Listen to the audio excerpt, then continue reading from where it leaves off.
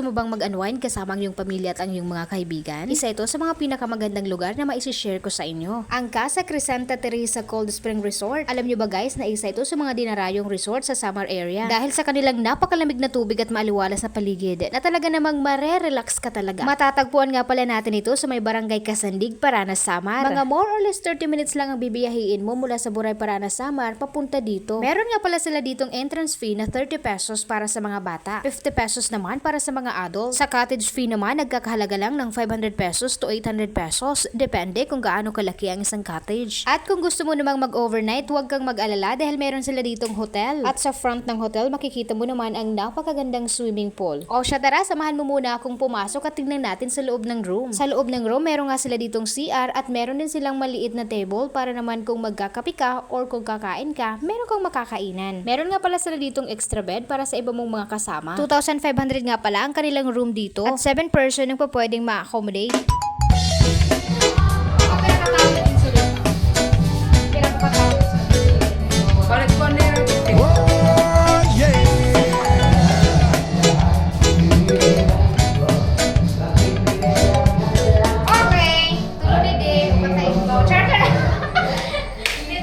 Sabi ni Ma, meron daw sa taas. So, tingnan din naman natin dito sa taas. So, kung medyo marami-rami kayo na pumunta dito para mag-overnight, pwede din sa taas yung iba. Sobrang napakalamig nga pala ng hangin nila dito, lalong-lalo na kapag gabi at umaga. Kaya naman paniguradong marerefresh talaga yung utak mo kapag nag-stay ka dito. At para naman sa mga mahilig kumanta dyan, huwag kang mag-alala dahil meron silang video okay sa baba ng kanilang hotel.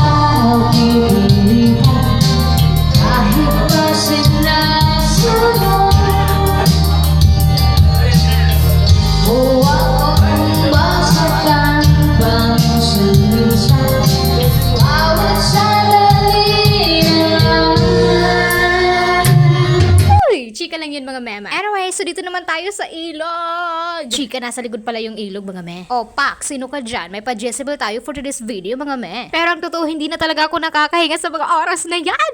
O pak, sino ka dyan? Ako nga pala ang dugong na content creator mga me. Sana all content creator.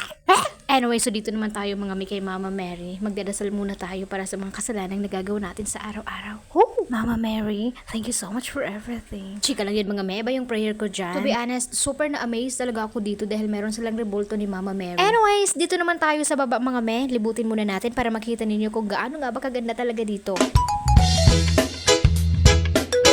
Ito na nga, dito nga palang portion ay ang ilog nila kung saan pwede kayo ditong magkayak sa halagang 150 pesos per hour. At kung gusto mo namang mag-Disney princess dito, abay pwede yan mga me. Alam niyo bang napakasarap mag-stay dyan dahil super lamig talaga ng kanilang tubig dito na talaga namang sobrang nakaka-refresh. O siya, punta naman tayo dito sa taas. Ditong portion nga po pala ay medyo mababaw lang kaya pwede dito sa mga bata. Sobrang daming mga bata nga po pala yung mga naligo dyan nung medyo mataas na yung araw. Medyo early kasi kaming pumunta dyan kaya naman hindi pa masyado marami yung tao. O siya, dito naman tayo sa pinaka the best na spot na gustong gusto ko at gusto ko talagang i-try pag nakapunta ako dito, which is ito na yon mga me. Kayaking with fam. Kasama ko nga po pala dito ang aking lola at si partner. Medyo malayo-layo nga palang aming napuntahan sa mga oras na yan kaya naman sulit na sulit talaga. O siya, dadalhin ko naman kayo dito sa may pool area. O ayan, kapag napagod kayo doon, pwede kayo ditong mag-relax. Chill ka muna dito habang umiinom ng wine. Ay, sana all may pa-wine. At kung magsawa ka naman dyan, ay pwede ka namang mag-sunbeat.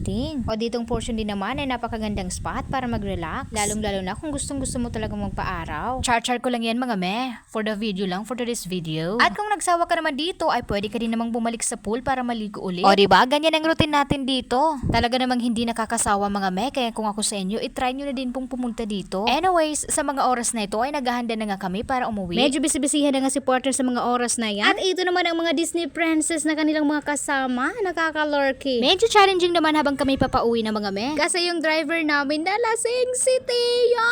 Or baka naman napagod lang. At dahil nga walang ibang magdadrive, naging instant driver si partner sa mga oras na to. Mga more or less 1 hour nga pala ng aming biniyahe mula dito sa Kasandig papunta sa Catbalogan City. So far so good, super ganda at super enjoy ng aming naging bakasyon. Kaya naman sa susunod ay babalik pa rin kami dito. Anyways, dito lang muna for today's video. Thank you so much for watching. Don't forget to follow my Facebook page. Merhabulan. Bye-bye! See you in my next video!